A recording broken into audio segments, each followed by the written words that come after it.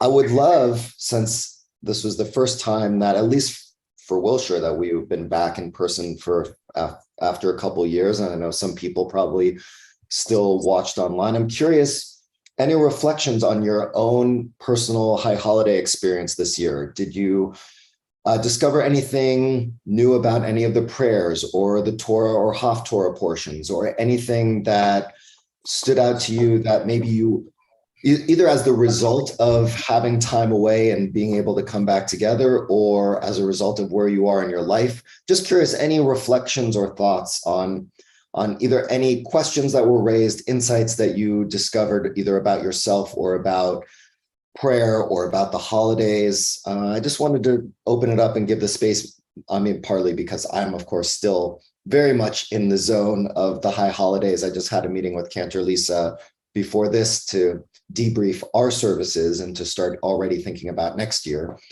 So I'm still in that space and trying to wrap my head around my own personal experience. So I'm curious about if anyone has anything they want to share about what the experience was like for them this year. Yeah, Merle. I mean, obviously I can't be there as much as I would like to be, and I wander in and out of town when we can. But what I've seen, even since the beginning of the pandemic when we couldn't be together now, but I feel like some of the ways that everybody at Wilshire and our temple here have started doing services in general, it's more soothing. It's not just a service anymore, if that makes sense. It's not. What do you mean by that? What does that mean? It's not like rote. It's like there's explanations of prayers. There's little pieces of sermon material in between things.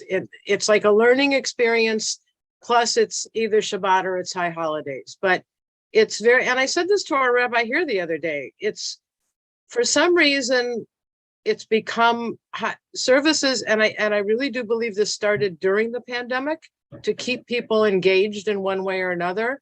But I think now it's even more important that we can be together again, that it's just more soothing. It's a way that services and sermons this year, every one of them were phenomenal. And I'm speaking about the two temples that are important to me. And right. But they were sermons that I listened to more than once because they felt really good. And I felt like, okay, I'm not the only one on this page.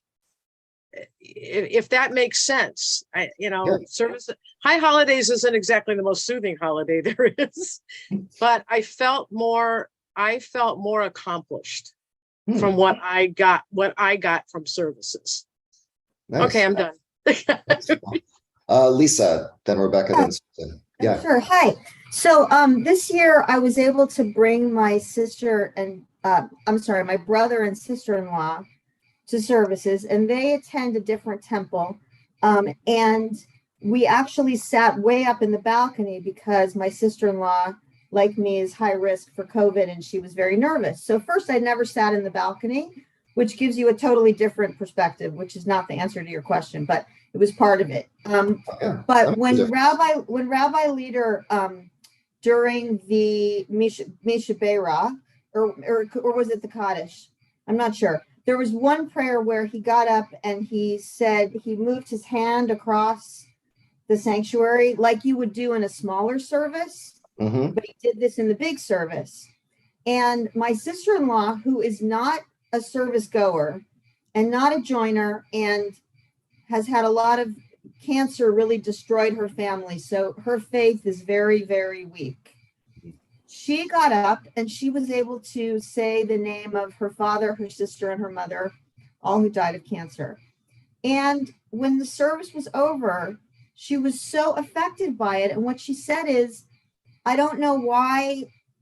Oh, it was for Kaddish. I'm sorry. She said, I don't know why we can't always stand up for Kaddish. Why does it have to be only a yurt site? Because by her getting to stand up and say the names of her family members, she was 1,000 times more connected than I've ever seen her. And I've been they've been married for 27 years. So I've been going to services with her for 27 years. And she actually had tears in her eyes. And so him doing that And then, of course, the fact that we could actually be there, in that sanctuary. And for me, it was the first high holidays I'd spent there as a member, because I was always going with my older brother, because that's just the tradition that we had. And one of the reasons I joined is I live in the neighborhood. And other than, my mom's family were members for many decades. My mom was confirmed at Wilshire Boulevard and all that. But I needed a place to go where I could feel connected, that's near me. So it was very moving for me to just be in the services there. But specifically what Rabbi Leader did, I don't know, maybe we should change the tradition that if you want to stand up during Kaddish because you feel a need to stand up, you can stand up.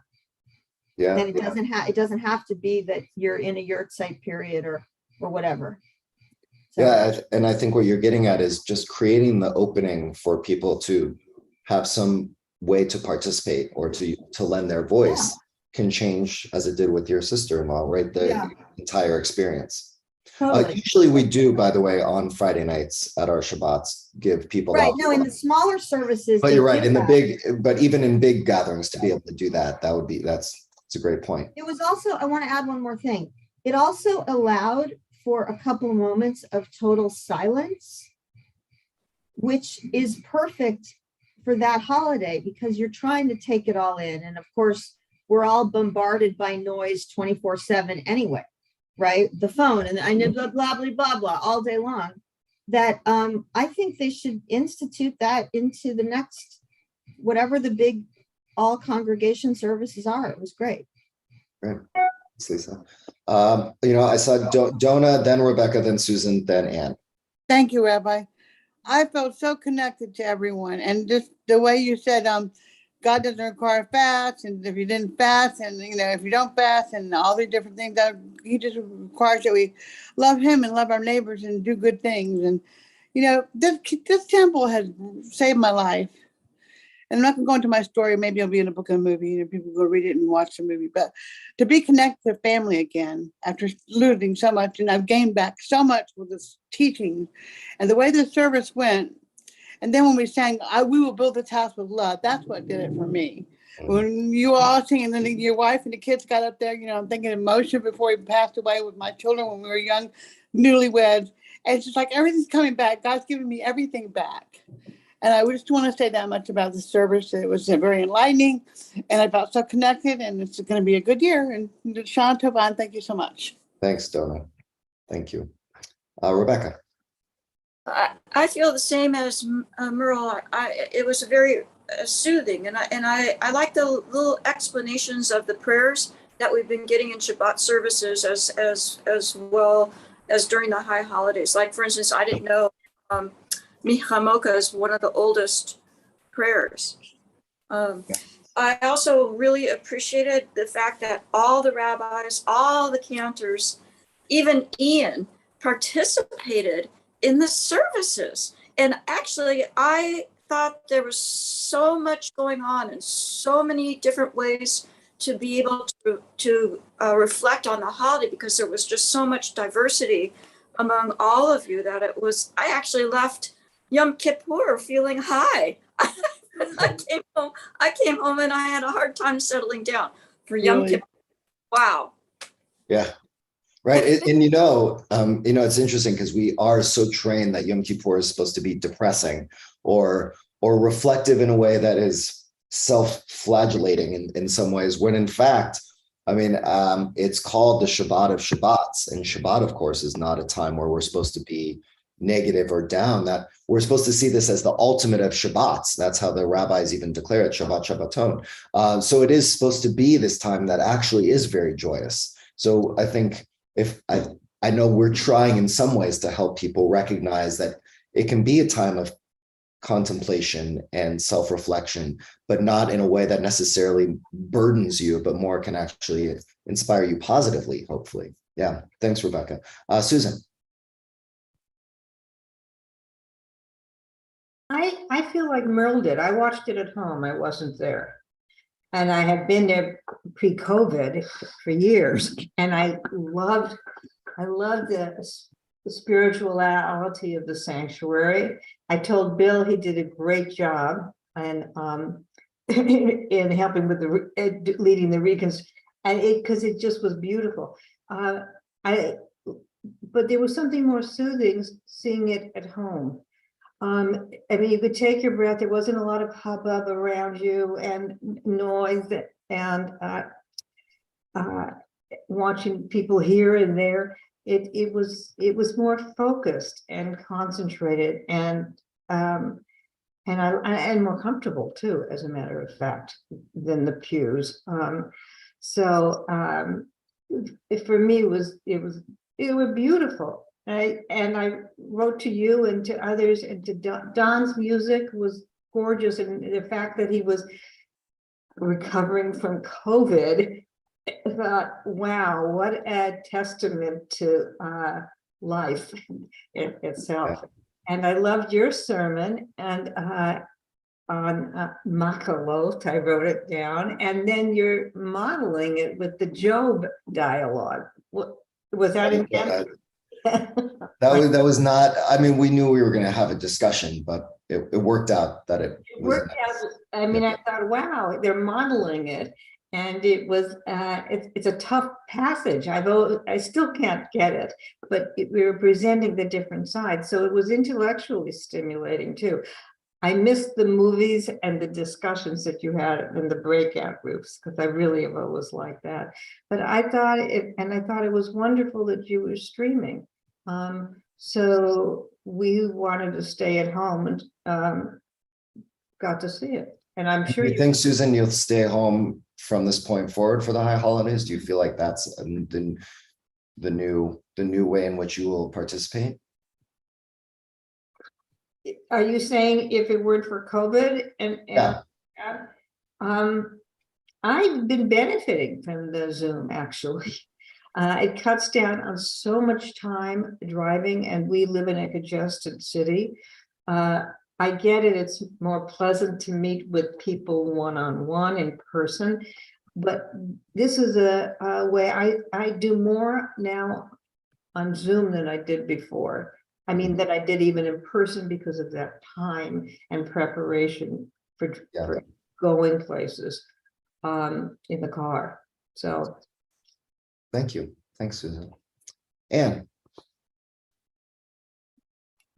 Hi there. Sorry I'm not on camera. That's okay.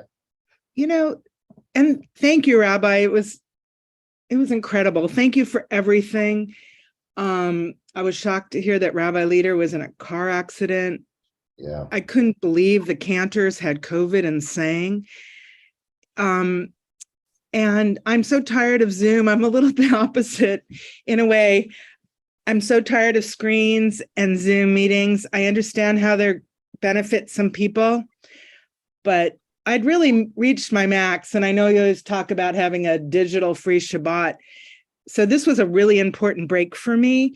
And I kind of cheated because I didn't want to go to the early service and watch the Zoom on Yom Kippur, but then I got it together and got to services, and it really did make a difference for me. And I am worried about COVID because I've had some friends who have gotten sick so recently in groups.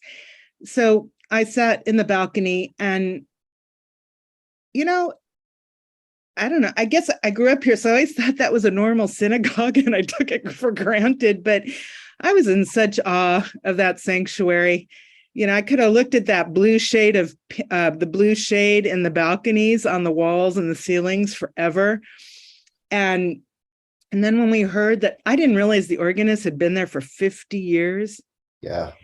And I think the main thing for me, I mean, I absolutely love the sermons in every part, but hearing the music live, the choir and the cantors in person, can't be repeated. So that was really important for me. And I was just thinking, I live off of Wilshire, so, you know, I can take a bus to services, and I'm glad I'll be able to do that going forward, no matter how bad the traffic gets or how reduced parking is.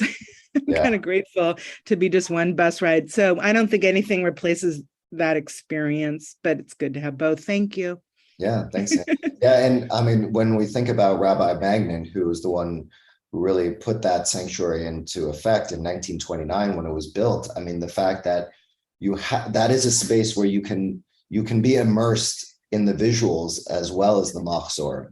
In many synagogues, that's not the case. I mean, the majority of synagogues, you are either, if you're not paying attention, the only thing you can really do is look into the machzor. But I think it was just a brilliant, forward-thinking approach to sacred space to have images, which of course for so long in Judaism was not something that you would have. But in our visual world that we live in now, where everything is based on visuals, let's be honest, then for us to be able to kind of look around, I think is an added benefit to the whole experience. So It's interesting.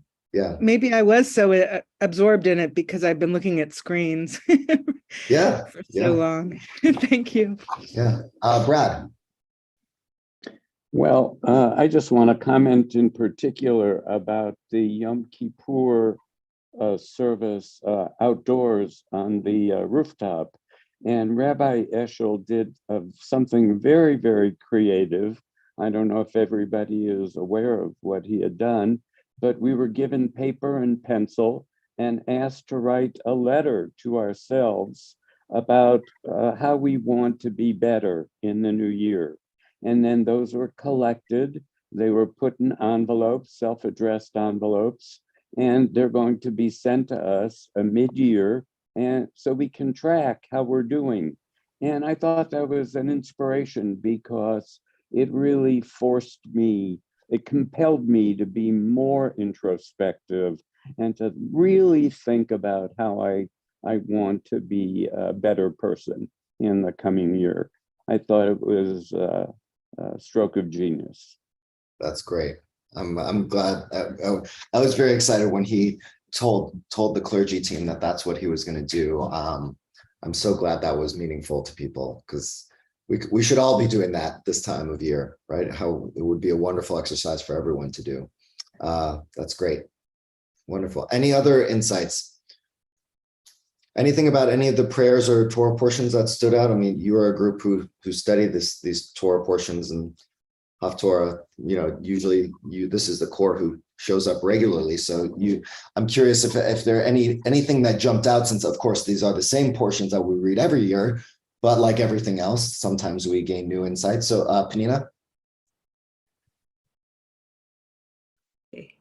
I was impressed that there were few services, so it accommodated a lot of people at different time in order to include everybody. That was really an amazing program to do it that way, that you were offering few of them, and like at least 2, right, a day to different, more than that. Yeah. More than that. It was unbelievable so a lot of people will be able to enjoy, and it was really enjoyable and beautiful, just beautiful. Right. Thanks, Penina. David. Thank you, though. Thank you. The new prayer book is very good. Somehow more penetrating and more modern, and the essays and the information around the edges is extremely interesting. I mean, I read like the 3 or 4 introductions before the services started over the course of a couple of days, and it was great. So I think that book is a real improvement. Great. And was there anything in particular that stood out, or any section that?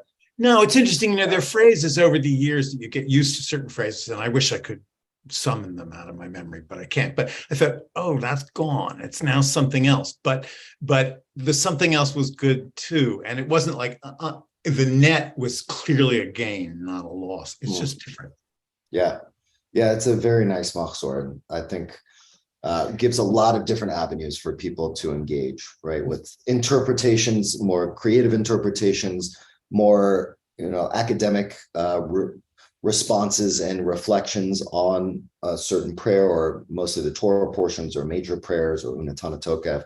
And they even color code we didn't talk about that out loud for people, but they're color coded pages. And so the blue is more interpretation, then the left side of the page is more kind of poetic interpretation. So they really do create a lot of avenues. And then below at the bottom come more direct interpretations or references to either the biblical passages or rabbinic background to those piyutim, most of those poems, since most of the prayers are poems.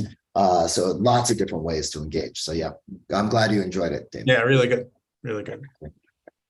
Okay. Well, thank you all. This is good to hear. I'm glad you all had meaningful high holidays, and more to come.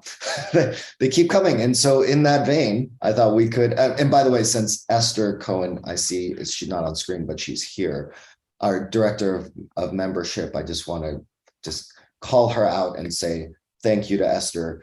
Esther was the one responsible for making it possible for everyone to actually come to High Holidays this year and deal with all the challenges that come with how do you create tickets for all these different services, because that was new this year. How do you bring people back after 2 years of being only virtual? How do you deal with at the beginning of the new year as people are also trying to decide whether they're going to rejoin or re-up on their membership? So lots of different things. So she's been working very hard for a while. So I just want to say thank you to Esther, since I see her face here, her screenshot face. But yeah. Thank you, Rabbi Joel. That's very kind. Our team worked really hard. It was so wonderful just to see all of you and to see everyone back together who could come, and to just hear the comments from those of you who couldn't be there in person but enjoyed. It's a labor of love. It's an honor, and I appreciate the shout out, and we'll continue to always do what we can to make your experience a positive one. So thank you again for that. Thank you. Yeah, because we read on Yom Kippur, we read Nitzavim, which is just a Torah portion from a few weeks ago, and it talks about how everyone gathers together, from the water drawer to the woodcutter, and I think that is appropriate when we think about High Holidays at a place as large as this. It really is. It's not just, of course, the clergy, and it's not just Esther and her team, right? There's so many people involved. All the security and the custodians. It really is a huge undertaking. And so I'm also, it's nice, I'm now kind of reflecting on all of those people who participate. It's just a nice reminder that the way in which community is built up is not just on one or two people, on the shoulders of one or two. It really takes literally the whole village to make it happen. I see Anne's hand is up again, and Lisa also. So the Rabbi, so it's a little bit of a tangent, but maybe not. Could you explain how the white clothing and shoes took off? I somehow missed that. Yeah, sure. So the whole idea is that on Yom Kippur, we are supposed to be like the angels. That our attempt, two reasons. It's either to be like the angels, or another interpretation, because as all Jewish things, we have multiple interpretations. The other is to imagine our death. And traditionally, when you die, according to our tradition, you are supposed to be buried in your kittel. And a kittel is a white robe that usually a groom wears at their wedding. And it's worn during Yom Kippur. And then traditionally, you are then buried in it as well, because you're supposed to be buried in a very simple garb, in a simple plain wooden box. And so on one level, you are supposed to be mirroring your death, and you don't eat, and you are supposed to be imagining that this is a time of seriousness. And then the other interpretation, you are supposed to be like the angels, which are also do not need to eat or drink, do not participate in any sexual activity, and do not need to try and dress a certain way in order to make themselves or other people feel valuable. So that these are the two different ways. And so there's this idea of purity that comes with wearing white. It's a similar idea of on Friday nights. Some people decide to wear white on Friday nights to bring in Shabbat as well. So those are the different ways in which white has taken off as the symbol of purity, a symbol of this moment of reflection where you can be as simply dressed as possible.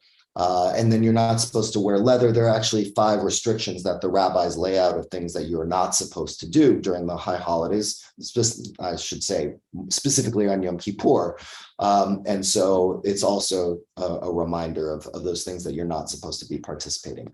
Is it taught in, I mean, I understood the reason, but I was just surprised such a big proportion of people adhere to that. Is that sort of part of Sunday school teaching now? Just curious. No, I think over the years, and also people come from different communities over the years and start to bring those. And, at some of our services, even some of the service leaders, this is the first year I haven't worn all white on Yom Kippur. I usually wear all white myself. So, no, I think it's people, it's kind of, I guess, a unspoken tradition that some people like to participate in, or for example, they won't wear leather shoes or their fancy shoes. They'll just wear canvas shoes. So people have their different degrees. So it's not officially taught. I mean, when we do Tashlich, which is on the Sunday between Rosh Hashanah and Yom Kippur, we do ask people to come in all white, and most of them do. I don't think the majority of them know why, but it does. But it is emblematic of Yom Kippur. But it also does look beautiful when you have a whole community of hundreds of people there on the beach, all in white. Yeah. Lisa and then Merle. Yeah, hi. I just wanted to mention something about Wilshire Boulevard Temple's incredible organizational skills. It's amazing they did this ticketing thing, but I'm not surprised. I'll tell a 2-second story. So it dates myself, but who cares? So in 1984, when the Olympics were here, was when I was in leadership at Camp Hess Kramer. And this is how good their organizational skills are. Okay. They took the entire Camp Hess Kramer, everybody on buses, first to Griffith Park, where they had dinner boxes prepared for everybody. Everybody's all over the lawn in Griffith Park. You could lose a kid there. Easy.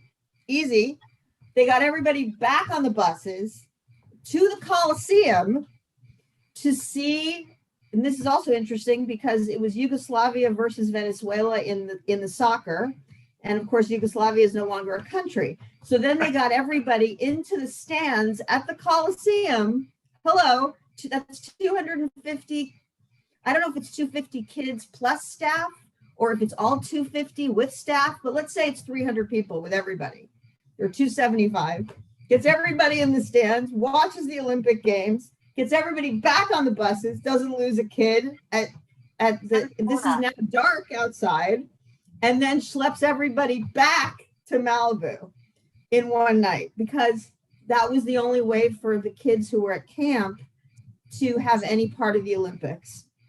So I'm not surprised that you guys were able to ticket, because that is a major. If we could do it in the 80s, we can do it in the 2020s. Well, you got all kids of different ages straggling all over at the Coliseum. That's a lot of service, Yeah. So I just wanted to say I'm not surprised. Lisa, I was one of the staff making sure you all got back on those buses to go back to camp. I think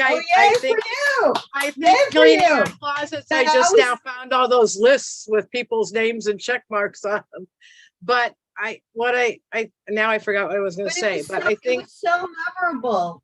Years ago, when I was 50 some odd years ago, when I worked at Wilshire Boulevard Temple, I remember not just the ticketing, but putting the name tags on the seats for the later service for the assigned seating.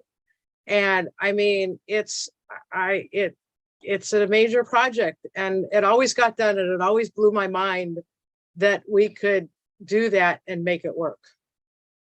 But I've been at Wilshire since 5 years old, and it just keeps getting more and more incredible.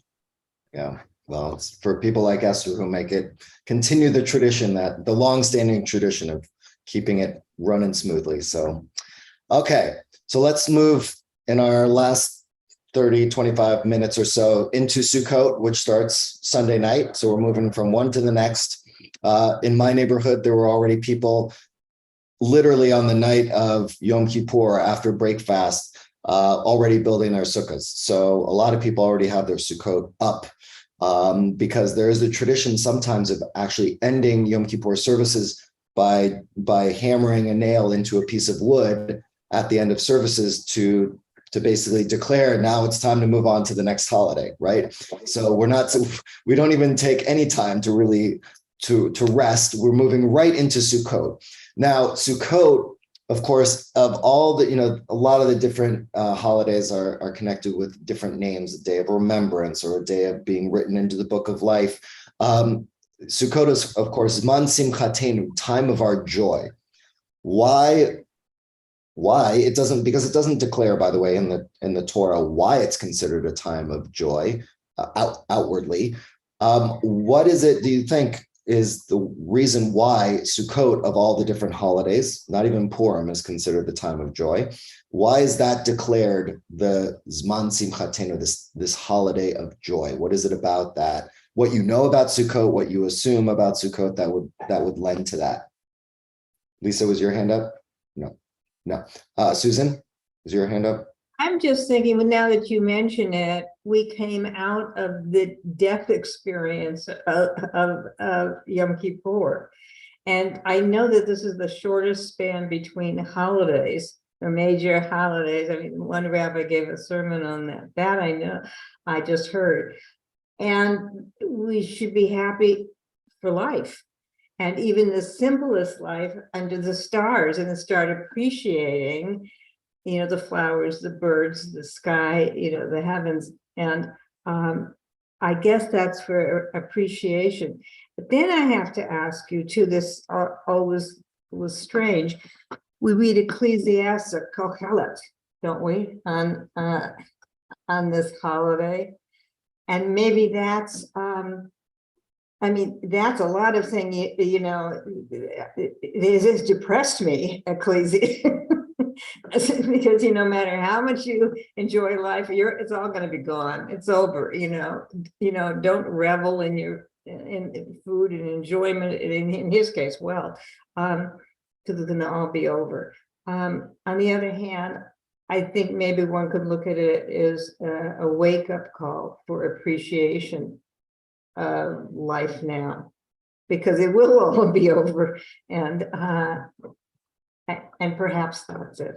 Yeah, great. Right. Just like the Unatana Tokef prayer, which reminds us during the high holidays that who will live and who will die, and that there are going to be some people, unfortunately, who are not going to be around next high holidays, that as we come out of that, having survived, that it is a joyous occasion to be able to enter the new year alive and with the most opportunity and optimism that we potentially will have of the whole entire year, because we're kind of riding on that wave of doing the work. If we are doing the work on Yom Kippur, we are coming out in those first days after Yom Kippur with an optimism about our potential that, of course, will wane as we go through the year. But here is a time to just embrace the joy of being alive and the joy of possibility and potential. So that's a great interpretation. Love that.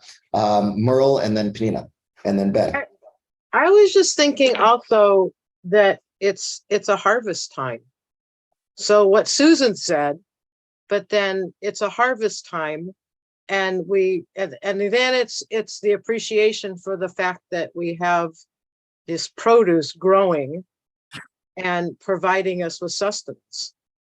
I took the girls to our friend's farm the other day because they opened this weekend for the season, and the girls were out there gleaning produce, and they thought this was the best thing they've ever done. They got to be dirty and nobody was yelling at them, and they were out there with our dear family friends who have this big farm and meadow that I'm going to go next week and buy produce that they picked. They thought that was really cool, and they did ask if they could take some of it and put it in the sukkah at home. That's great. So, and the other thing that Gabby decided, since her bat mitzvah is a year from now, and our Friday night dinner for her bat mitzvah is going to be at the farm, she asked the owners if we could bring baskets, and those could be her centerpieces for Friday night's dinner. Oh, that's nice. And they're like, and then we're going to take all the food to a food bank somewhere, all the produce somewhere. So it's just, I'm just thinking that, we've come out of this death and this, dirge kind of it's a holiday, but still that there's good stuff on the other side that's happening. Great. So on two levels, one, you're referencing the fact that it is a harvest festival historically in our tradition. Right. But this was one of the times of the year where Jews from all over came into Jerusalem for this harvest festival, would bring sacrifices. So it is that fall harvest season. So there is that technical level. And also what you're saying, Merle, is this idea of new life, right? Similar to the idea of coming out of Yom Kippur with a new vitality, that a harvest season is also about the newness of this harvest and what it does to energize our bodies, not just our souls. And as you point out with the kids, what does it mean? And we've moved farther and farther away from this since we're not an agrarian society anymore. But the power, and I notice this when my girls cook with me, there's a power that comes when you actually create something yourself. And then, if one of my daughters is helping me, last night, my youngest helped me bake some salmon, and she was the one who helped me do it. She was more excited to eat it than she would have been otherwise, because she helped to actually create it, right? And so there's a power in having some ownership over what we create, and that Sukkot is a time where we can really imagine what I have ownership over what I'm going to create, just as the world is creating these things, and I get to potentially benefit from them. What am I going to harvest, so to speak, in my own life this year, and especially at this season? So great, thanks, Merle. Penina, and then Okay. Ben, and then Brad. Can you hear me? Yep. Okay. It's one of the 4 pilgrimages, first of all. It's the celebrating the winter vegetables. And also the whole idea of a sukkah started out because they had to stay overnight at the fields and sleep there. So it was not only, it was a protection from the sun of being there. And also it represents ownership, like you said, that they were able to plant and harvest and literally have what you call a farmer's life. And the reason that they stayed there in the Sukkot is, I don't know if you know the sentence, Ki mitzafon tavo hara'a. They used to have to be tribes that would actually come and try to steal or take over wherever it is that was going there. And it was supposed to be a place that they stayed to guard those fields, not only as shelter from the sun in the desert, when they found them in the oasis where it started. So when you shake the lulav and the etrog, you start by seeing the steps of, I would say, walking the land or getting to this point where there are ownerships. You start with arava, no, sorry, that's the last one. You start with lulav, because it's the date trees or the palm trees that they had in the desert, in the oasis. So then they go into the country and they're not allowed to settle where the waterways are. So they had to be settled in the mountains. So the myrtle is a symbol of the mountains where they started. Then you have the willow, because eventually they went down to other sections of the country where there was water and they were able to settle there. So the willow is supposed to be water, represent the weeping willows, the water. And then the etrog supposed to be the result of the work. That's supposed to be the prize, represents the perfect I love that situation that they are got to. So you shake this, a lot of people don't realize why. And this is why, because it represents the 4 stages of reestablishing themselves in the land of Israel. I love that. I'll just say that that's one of the many interpretations, Right. not the only. Oh yeah, no. Yeah, but it is a great one. I'm taking everything that you take. I'm not. No, I know. There is no negative there. It's just an addition. It's a great. I love that one. Just an addition. Yeah. That's not the one that most people focus on, and I love that you're. Well, it's a part of being in the sukkah. You Yeah. could be holding on Right. these four things right away as we arrive there and you do this blessing. And Yep. it has a meaning. Why those four? That's it. Thank you, Penina. Benjamin and then Brad. Well, it's a tough act to follow, Penina. That's a beautiful comment. And then really, Merle kind of channeled my thoughts. So just to reiterate, I think this idea of harvest, and as an amateur horticulturist, as you grow something, and then I guess as you eat it or consume it, it's reaching its, its purpose, and it's providing one nourishment and health and vitality. So it's a very positive experience. For me anyway, and I think that's sort of how I carry on the excitement of Sukkot. Oh, I love that. I love that. Thank you. Brad.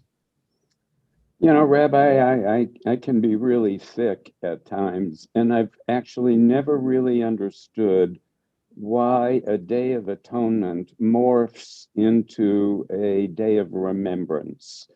To me, they're not necessarily connected, and yet we end up with the Yizkor service. And as I understand it, 3 of our holidays have Yizkor services.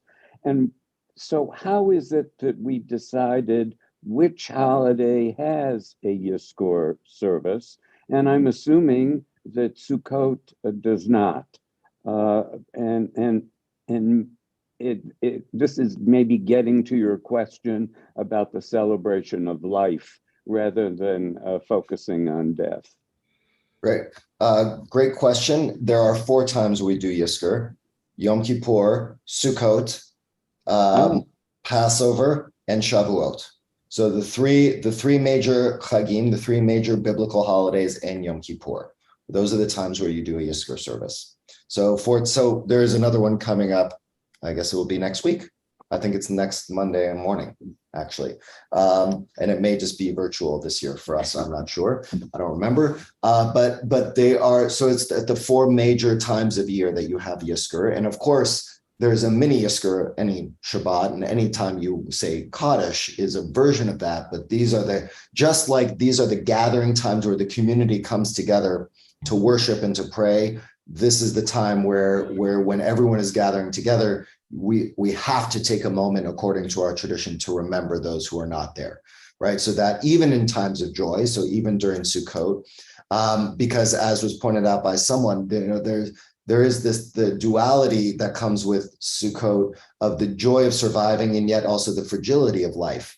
Those harvests are going to go away. Those plants are going to die in the winter eventually, right? So there is the flimsiness of the sukkah, there's the flimsiness of life. And so even though we come out of this with a sense of vitality, we don't lose sight of the fact that life is very fragile. And we also are taking that time to remember the people who are not there with us. So it is going to be, there is a Yizkor service, even in the midst of this time of joy.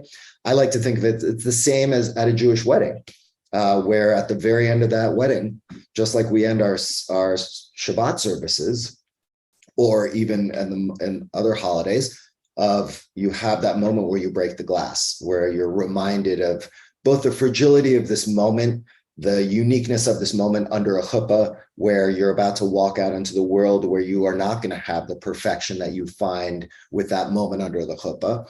And that also there is brokenness out there, and that the second temple was destroyed. That's the most traditional reason for the breaking of the glass, but that you're walking out into a world that's fragile and broken, right? And so we always seem to find a way to bring that into even our joyous of moments, and especially those holidays where you have to think about those who are no longer with you, but to do so to try and, I think the way I see it is to try and give you some strength to keep going.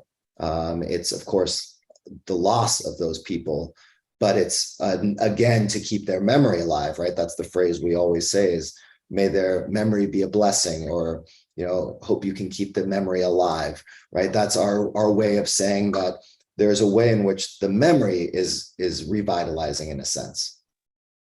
So I hope that helps, Brad. Very much so. Thank you. Yeah. Okay, I want to look at a few interpretations of this Penina started touching on it, but I'm going to skip all this part just because of our time. Okay, so a few different interpretations about what's going on with the lulav and etrog. Sorry, I'm trying to make it as big as possible for everyone. So a couple different interpretations, and some of these you may have heard already. Rabbi Mani opened, "All of my bones shall say, Lord, who is like you." This verse was only stated for the sake of the lulav, for the 4 species. The spine of the palm branch is similar to the spine of man or humanity. Again, this was written a long time ago. And the myrtle is similar to the eye, and the willow is similar to the mouth, and the etrog is similar to the heart. David said there are no more important parts of the body than these, as they are equivalent to the entire body. This is what is meant by all of my bones shall say. Right. So another interpretation, Penina gave us one about basically that the 4 species represent the path of the Jews to the promised land. That here, one idea of the lulav is that it represents the different parts of the body. And so that we are to kind of be reminded of all the different important parts of our own existence as we're shaking that lulav and etrog in all directions, right? And we're supposed to shake it in all directions to be reminded of the fact that God is all around us. And also it's somewhat of a pagan ritual, if we want to be honest. I mean, you're shaking these leaves in all directions. So historically there were probably some pagan undertones to it itself. But so we have that as the body. Then we have another interesting one, which is about that these 4 species represent the 4 types of Jews that exist. Another explanation, the fruit of a beautiful tree. These are referring to Israel, meaning the people of Israel. Just like this etrog, which has taste and has smell, so too Israel has among them people that have Torah and good deeds. The branches of the date palm, these are referring to Israel. Just like this date, which has taste and has no smell, so too Israel has among them those who have Torah, but do not have good deeds. And a branch of a braided tree, a myrtle, these are referring to Israel. Just like this myrtle, which has smell and has no taste, so too Israel has among them those who have good deeds, but do not have Torah. And brook willows, these are referring to Israel, just like this willow, which has no smell and no taste. So too Israel has among them people that have no Torah and have no good deeds. And what does the Holy One, blessed be he, do to them? To destroy them is impossible. But rather the Holy One, blessed be he, says, bind them all together into one grouping, and these will atone for those. And if you will have that and have done that, I will be elevated at that time. This is the meaning of what is written. He who built the upper chambers in the heaven. And when is he elevated? When they make one grouping, as it is stated, and established his grouping on the earth. Hence Moshe warned Israel, and you shall take for yourself on the first day. Okay, so I want to pause on that one.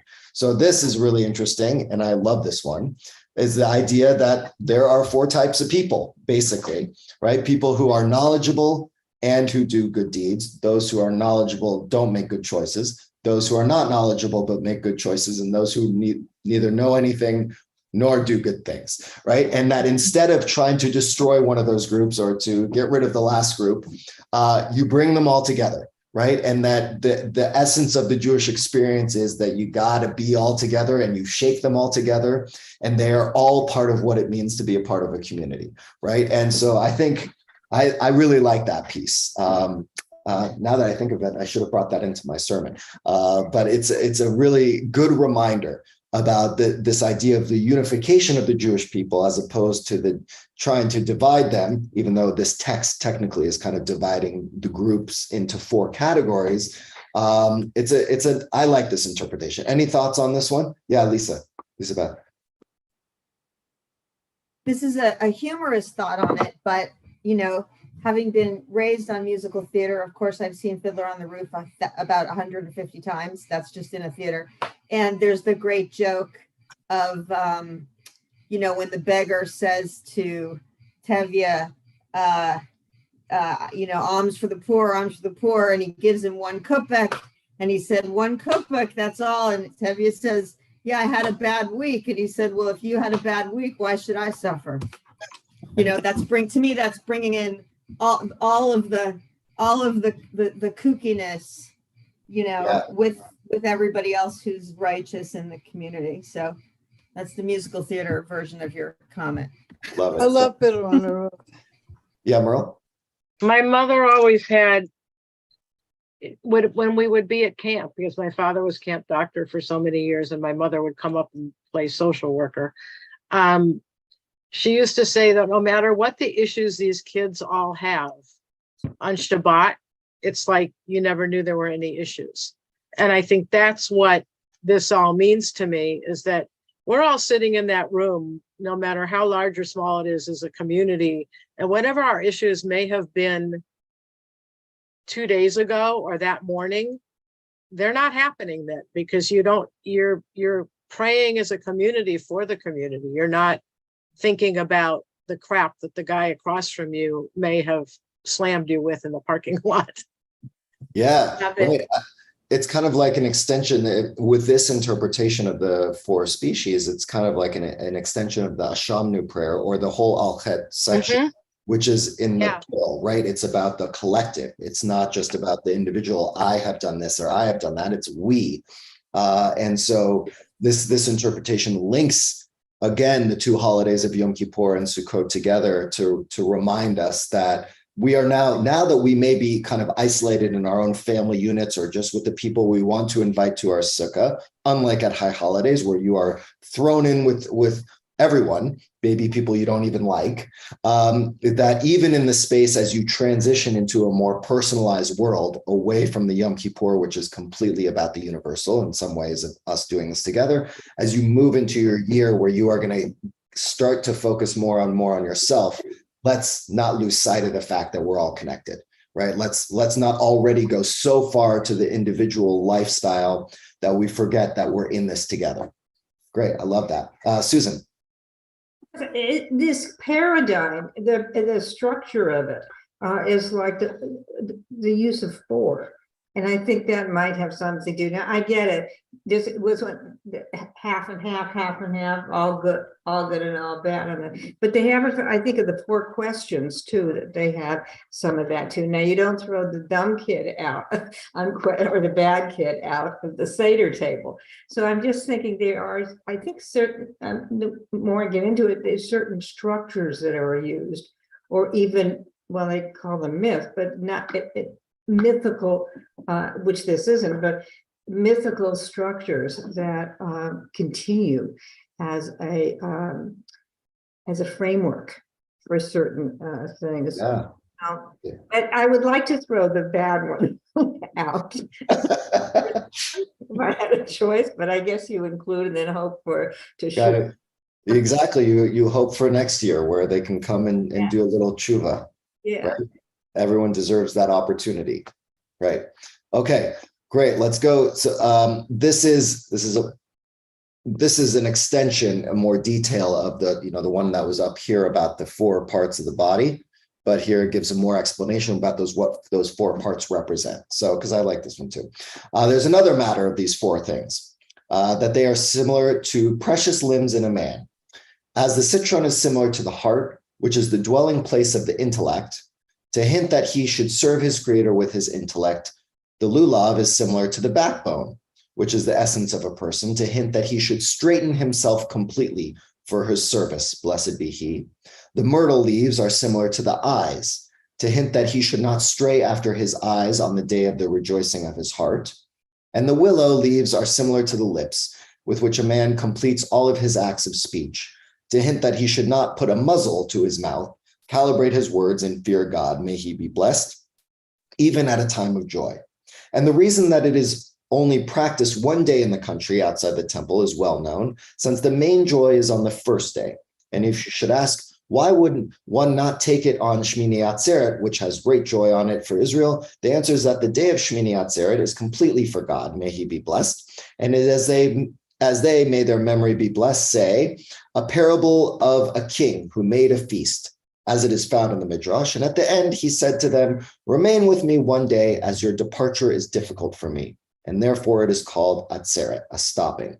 And if so, there is no need for any other reminder, and the holiday of Pesach does not require another reminder with the lulav, as behold, the matzah and maror and the body of the Pesach sacrifice are between his hands. And further, since it is not a time of joy, as much as is the holiday of the gathering, meaning Sukkot, and the holiday of Shavuot also does not require another reminder, since the essence of that festival is only from the angle of giving of our Torah.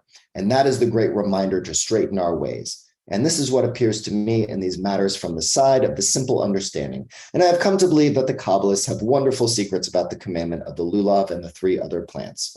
Somewhat confusing. We don't have time to really break it down. Mostly, I want to focus on the idea that it's not just that they represent 4 different parts of the body, but that they are, again, connecting this ritual object to our actions, right? The way we think, the way we stand up, so to speak, not only for ourselves. What does it mean to stand up? And that the lulav is supposed to remind us of that. The way in which we look at the world, the way we speak, the way we use our words, all of that is kind of connected to this idea of the lulav and the etrog. And finally, I want to just share this one. This is from Rav Kook, first chief Ashkenazi rabbi of Palestine and then of Israel. Jewish law validates a sukkah even when it has gaping hopes, when it is built from little more than 2 walls or has large spaces between the walls and the roof. Even such a fragile structure still qualifies as a kosher sukkah. The same is true regarding peace. Peace is so precious, so vital, that even if we are unable to attain complete peace, we should still pursue a partial measure of peace.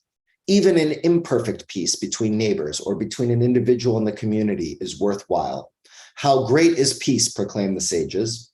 The value of peace is so great that we pray for it, even if it will be like a sukkah, flimsy and temporary, rendered fit only by special laws, right? So I think another nice connection between the idea of Sukkot and the pursuit of peace, which is something we think about. Of course, if you think about the Hashkivenu prayer, which we say at night, Sukkot Shalom, a sukkah of peace. It's not just on Sukkot that we're supposed to be imagining who we invite into this sukkah, this space of peace, of joy, but that all throughout the year, we're supposed to imagine that, yes, just like the sukkah, peace and a sense of peace internally and in our society is something that we may never get a complete peace, but we still have a responsibility to work for peace, even if it is incomplete, like our sukkahs.